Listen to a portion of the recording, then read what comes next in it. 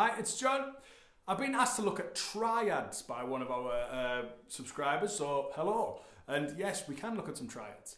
So for those guys who don't know what triads are, apart from Asian gangsters, they're basically chords using 3 notes. So basic chords, major or minor. So if we were looking at a C chord, it'd be C, E, G. It's the kind of the sound you'll hear coming over public service announcements, the tannoys. It's always a major triad like this. So those are C, E and G, using the first, third and fifth note of the C major scale together to make a triad of a major chord. And if we were to flatten that third note, that gives us C, E flat and G, which would be a minor triad.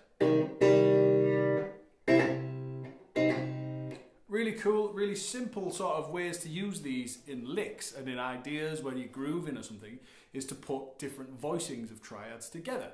So what I'm going to do, I'm going to look at a little lick in D minor.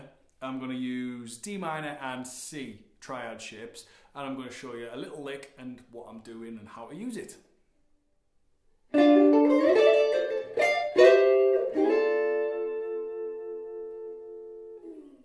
So looking at the lick closely, what I started off doing is playing different voicings of a D minor triad. So a D minor chord in its most simple form. So we have a D, an F and an A, which are the 3 notes in that triad. So I'm doing 7th fret G string, 6th fret B string and 5th fret E string, sorry. And then I was hammering on the 8th fret with my little finger on the B string, and then on the E string. And you can hit that D string open if you wish, it'll sound cool. Then up to the next version of these 3 notes, this triad. So you got, so there you've got F, A and D. So it's just the same 3 notes inverted in a different order. So you got this. And then I was hammering onto the E note on the 12th fret on the E string, which is our 9th or 2nd note of the scale. So you could make it a minor 9 chord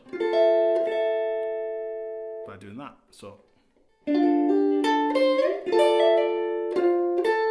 then I was just using notes from D minor pentatonic scale, from the 13th fret of the B string down to the 10th. Then I was using the octave sort of reproduction of the normal D minor shape that most people know.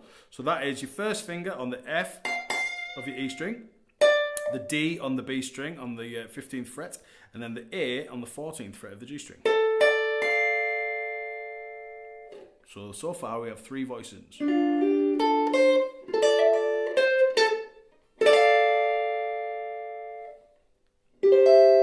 Then I used a C to give us a little bit of variation, so a C major triad. So for those who don't know how to play this, it's a D shape. So if we were doing a D chord, just 2 frets back.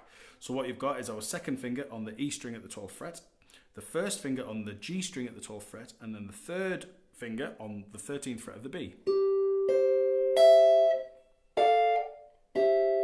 And then I finish the lick on that same triad as the 2nd voicing, D minor.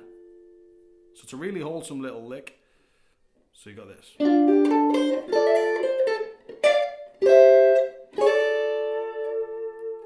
So if I was to play this over some sort of groove, just a little D minor based thing, it'll fit in really cool, it'll sound good. So let's have a look.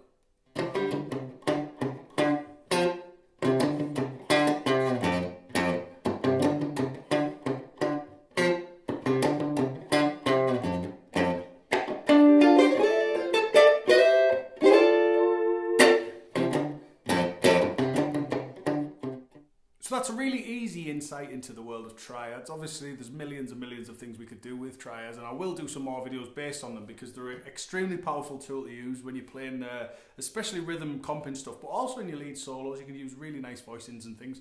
As ever, go and get it in your playing and go and enjoy. If there's anything anybody wants, just get in touch via email or phone me or send money, whatever you want to do.